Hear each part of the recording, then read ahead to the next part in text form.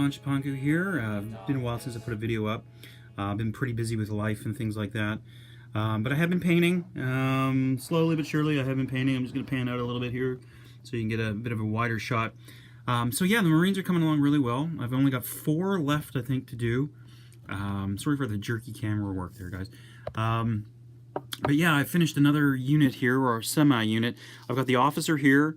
I decided to go with a more of a khaki forge cap to denote that. And his little helper, I gave him the Thompson. He's got a smoke, as you can see. That's one of the little things that I really like about the characters of some of these models, is that they really stuck with the World War II idea that, you know, everybody was smoking. And if you look in the Bolt Action American book, it's funny, the color plates, I swear to God, like every single guy's lighting up. So something you don't really see that much of anymore. But if you remember way back when, I mean, geez, I remember when there were ashtrays in banks and hospitals and stuff like that. Next to them, just 2 more guys for 2 more leathernecks for the Army. I've got, you know, casualty number 1, the prone guy. He's here. He's in that weird firing pose. And then I've got you know, I guess he's going to be an NCO with the Thompson, or a helper with the Thompson. But yeah, I've only got 4 more guys left to do, and then the Marines will be done, with the exception of the Sherman that I want to get out. But yeah, they've come out pretty good. I think the next time I show you, I'm going to show you all of them, and hopefully I'm going to make it a point to make sure that I have all the bases finished and have some plants and grass and bushes and whatever else on there to give them a little bit more life. Next up, I've gone into the vault. I've got something I painted about 3 years ago or so. It's for Congo. So yeah, let's take a look at that. These are the Perry Zulus. I did them about 3 years ago. I got them in a trade. I had traded some Prussians that I had done for Napoleonics with a mate of mine here in Japan.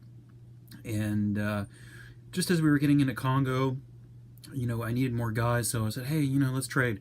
A friend of mine, the reason I'm showing these to you today is because a friend of mine who is sort of starting to draw a comic, and he's got kind of a Zulu theme going on in some part of his comic. I don't want to let too much out of the bag, but yeah, he you know, a bit of a cheerleader here. He said he wanted to see these guys, so I thought I'd get them out of the vault.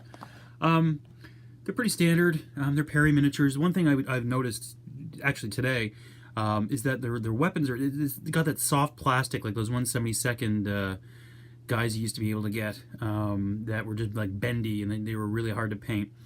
So compared to the Warlord stuff, you know, these are pretty soft.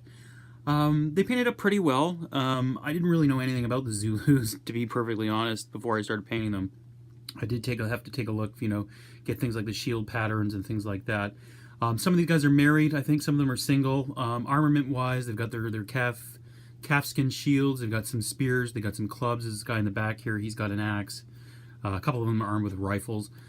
For the flesh for me, this is probably the first time that I painted, I guess you could say black flesh, or sub-Saharan African flesh. I started with a burnt umber, and then I mixed a sienna red into that, and then I brought it up.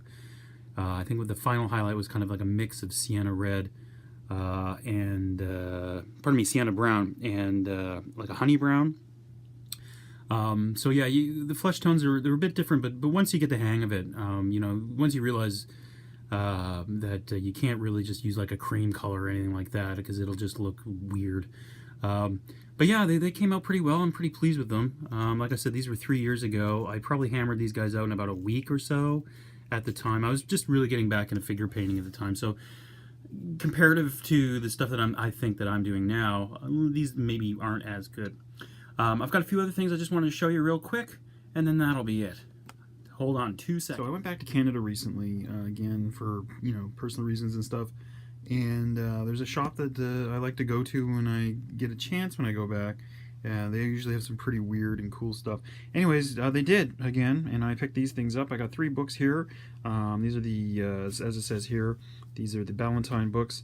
You know, we got War Leader, Politics, and Battle. I kind of went through a whole mix here to give me something to read. I've got a great book here on Mussolini. Don't want any glare there.